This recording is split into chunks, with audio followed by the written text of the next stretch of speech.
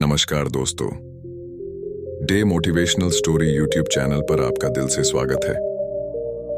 दोस्तों, आज हम इस कहानी के माध्यम से समझेंगे कि आप कैसे अपने जीवन में आने वाले आलस्य से हमेशा के लिए छुटकारा पा सकते हैं। इससे पहले आपको ये जानना जरूरी है कि आलस्य कैसे हमारे दिमाग पर हावी होता है और कैसे हम इससे हमेशा के लिए छुटकारा पा सकते हैं। तो चलिए शुरू करते हैं। एक गांव में एक नौजवान युवक रहता था। वह बहुत आलसी था। उसे कुछ समझ में नहीं आ रहा था कि वह अपने आलस्य से कैसे छुटकारा पाए। एक दिन वह कहीं जा रहा था, तभी उसे गौतम बुद्ध अपने शिष्यों के साथ विश्राम करते हुए नजर आते हैं। वह लड़का महात्मा जी के पास जाता है और उनसे बोलता है कि हे महात्मन, मैं अपनी आलस्य के कारण जिंदगी से तंग आ चुका हूं। मुझे आलस बहुत आता है, मैं क्या करूं? इतना कहने के बाद लड़का चुप हो जाता है और महात्मा जी की तरफ देखने लगता है। फिर गौतम बुद्ध उस लड़के को उत्तर देते हुए कहते हैं, आलस आने के दो कारण हैं। पहला कारण तो यह है कि जीवन में कोई बड़ा लक्ष्य का ना होना, और दूसरा कारण है हमारा मन और शरीर कैसे काम करता है इसकी हम में समझ ना होना। ज्यादा आलस किस प्रकार के व्यक्ति को आता है? जिसके जीवन में बहुत बड़ा लक्ष्य नहीं है, उसके जीवन से तो आलस्य कभी जा ही नहीं सकता। लेकिन जिस व्यक्ति का कोई लक्ष्य तो है, लेकिन उसे अपने मन और तन की समझ नहीं है, वह भी हमेशा आलस्य से घिरा रहता है। हमारा मन बहुत ही बड़ा कलाकार है, इसलिए यह हमें मूर्ख बनाने में कोई ज्यादा समय नहीं लगाता। मन कैसे हमें बेवकूफ बनाता है, आइए जानते हैं। जब हम ध्यान करने की कोशिश करते हैं तो हमारा मन हमसे कभी यह नहीं कहेगा कि मुझे ध्यान नहीं करना, बल्कि ये तुमसे कहेगा कि ध्यान करना तो अभी सही नहीं है, ये तो ब्रह्म मुहूर्त में अच्छा होता है। इसलिए ये अपने काम से आसानी से इस प्रकार छुटकारा ले लेगा और इससे आप भी खुश होंगे, क्योंकि आप नहीं समझ पाए कि आप बेवकूफ बन गए, क्योंकि मन ने आपको एक नई राह दिखाकर आपसे किनारा कर लिया है। अब न तो आप ब्रह्म मुहूर्त में उठ पाएंगे, न ध्यान कर पाओगे। इसी प्रकार ये तुम्हें धन कमाने के लिए भी कभी मना नहीं करेगा। ये तुम्हें समझाएगा कि धन ही सब कुछ थोड़ी होता है, धन से सब कुछ हासिल नहीं किया जा सकता। इस प्रकार ये कभी तुम्हारा विरोध नहीं करेगा, बल्कि तुम्हें मूर्ख बनाता है। दोस्तों, ये मेरा पर्सनल विचार है। क्या आपके साथ भी ऐसा होता है? हमें कमेंट करके जरूर बताना। तो चलिए अपने टॉपिक की तरफ चलते हैं। और कमाल की बात तो यह है कि तुम मूर्ख बन भी जाते हो। वह लड़के को महात्मा की सारी बात सच लगी, तो उसने महात्मा जी से आगे प्रश्न पूछते हुए कहा कि महात्मन, आप मुझे इसका कोई उचित समाधान बताएं। फिर महात्मा जी बोले, जो ये तुम्हारे साथ करता है वही तुम अपने मन के साथ करो। जैसे तुम्हारा मन तुम्हें मूर्ख बना रहा है, वैसे तुम इसे मूर्ख बनाओ। जब तुम्हारा मन तुम्हें कहे कि कुछ देर आराम कर लेता हूं और सो जाता हूं, उसके बाद काम करूंगा, तो तुम इससे कहो कि थोड़ी ज्यादा देर आराम कर लूंगा, लेकिन उससे पहले ये काम खत्म कर लेता हूं, बस थोड़ी सा तो काम है। जब तुम्हारा मन कहे कि आज स्वादिष्ट भोजन करूंगा, तो तुम इससे कहो कि हाँ, क्यों नहीं, भोजन के साथ साथ आज अच्छी मिठाई भी लूंगा, लेकिन उससे पहले 1 घंटा कसरत कर लेता हूं, ताकि वो अच्छे से मुझे हजम हो सके और मैं उसका पूरा आनंद ले सकूं। इस प्रकार तुम अपने मन को मूर्ख बनाओ।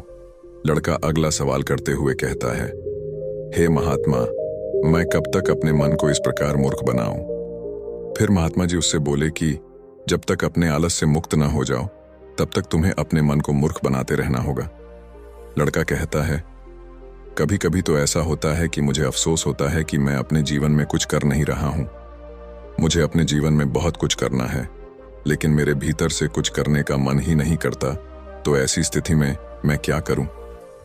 ये सुनकर महात्मा जी कहते हैं, मन को तुम मूर्ख बना सकते हो, लेकिन शरीर को तुम्हें समझना होगा। हमारा शरीर चलता है। गलत भोजन जो तुम्हारे स्वास्थ्य के अनुकूल ना हो, लेकिन तुम अपने स्वाद के लिए खाते हो, जिसका पाचन तुम्हारे शरीर में होता नहीं है। इसलिए तुम ऐसे भोजन को छोड़कर ऐसा भोजन करो जो कि तुम्हारे अंदर ऊर्जा उत्पन्न करे, न कि तुम्हें आलस्य से भर दे, जैसे कि ताज़ा फल, हरी ताज़ी सब्जियां और घर का बना शुद्ध खाना। लड़का अगला सवाल करता है, महात्मा जी, कृपया मुझे यह बताएं कि मैं किसी काम की शुरुआत कैसे करूं? महात्मा जी कहते हैं, शुरुआत, एक बड़ा लक्ष्य निर्धारित करो, एक बड़ा लक्ष्य बनाओ। तुम्हारा लक्ष्य केवल कहने के लिए बड़ा नहीं होना चाहिए। लक्ष्य ऐसा हो जिसके साथ तुम्हारी भावनाएं भी जुड़ी होनी चाहिए। अगर तुम्हारा लक्ष्य ऐसा हो जिसके बारे में सोचकर ही तुम्हारे अंदर एक करंट सा दौड़ जाए, तुम्हें बहुत अच्छा हो, जिसके बारे में सोचकर ही तो तुम्हें कुछ और करने की जरूरत नहीं है, क्योंकि यदि लक्ष्य तुम्हारा ऐसा है तो वो तुमसे सब कुछ करवा देगा। और अगर लक्ष्य इतना बड़ा नहीं है और तुम्हारी भावनाओं के साथ भी जुड़ा हुआ नहीं है, तो फिर पहले तुम अपने ऐसे लक्ष्य को खोजना ही लक्ष्य बना लो। जिस प्रकार भगवान गौतम बुद्ध ने बनाया था, उन्हें भी पहले अपना लक्ष्य नहीं पता था। वो नहीं जानते थे कि मंजिल कैसे मिलेगी। वे तो सिर्फ निकल पड़े थे। जो मन में आशा थी वह भी टूटने लगी थी, लेकिन अंदर से प्यास इतनी गहरी थी कि लक्ष्य को पाकर ही दम लेंगे। जब तक तुम्हें यह नहीं पता कि तुम्हारा लक्ष्य क्या है, तब तक तुम अपने मन को मूर्ख बनाते रहो, जैसे वो तुम्हें बना रहा है। कोई भी व्यक्ति शराबी बनना नहीं चाहता, लेकिन वह धीरे धीरे थोड़ा थोड़ा करके अपने मन के जाल में फंस जाता है और उसका मन उसे शराबी बना ही देता है। इसी प्रकार कोई भी व्यक्ति चोर बनना नहीं चाहता है, लेकिन मन उसे लालच देकर चोर भी बना ही देता है। एक बात तो तुम भी हमेशा याद रखना, जब तक तुम बुद्धि से ऊपर उठकर बुद्ध नहीं बन जाते, तब तक तुम्हारे पास दो विकल्प हैं। या तो तुम अपने मन के द्वारा मूर्ख बनो, या फिर तुम इसे मूर्ख बनाओ। कामयाब होने के लिए ऐसा करो, बीच का कोई रास्ता नहीं है।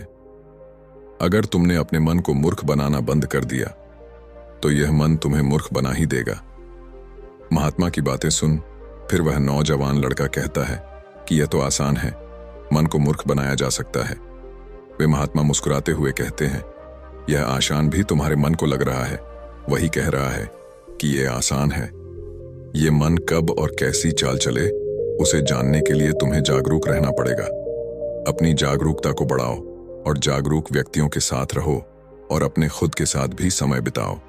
अगर तुम आलसी व्यक्तियों के साथ रहोगे तो तुम भी आलसी बन जाओगे, क्योंकि ऊर्जावान लोगों के साथ रहने से तुम भी ऊर्जावान बने रहोगे। फिर वह लड़का महात्मा जी से कहता है कि मुझे अपने मन को मूर्ख बनाना अब भी और इसी वक्त शुरू कर देना चाहिए। महात्मा बोले, हाँ, सही कहा तुमने। सही समय की प्रतीक्षा करना भी इसी मन की चाल है। तुम्हें इसमें फंसना नहीं है, इसलिए अभी और इसी समय अपने काम पर लग जाओ और अपने मन पर विजय प्राप्त करो। इतना सुनने के बाद लड़के को समझ आ गया कि मन पर कैसे काबू पाए, अपने आलस्य से कैसे बचे। दोस्तों, उम्मीद है कि आपको ये छोटी सी कहानी पसंद आई होंगी। अगर अच्छी लगी हो तो हमें कमेंट करके जरूर बताना। साथ में YouTube channel day motivational story को सब्सक्राइब जरूर करें। तो चलिए मिलते हैं एक नई वीडियो के साथ। तब तक के लिए अपना ख्याल रखिए। धन्यवाद।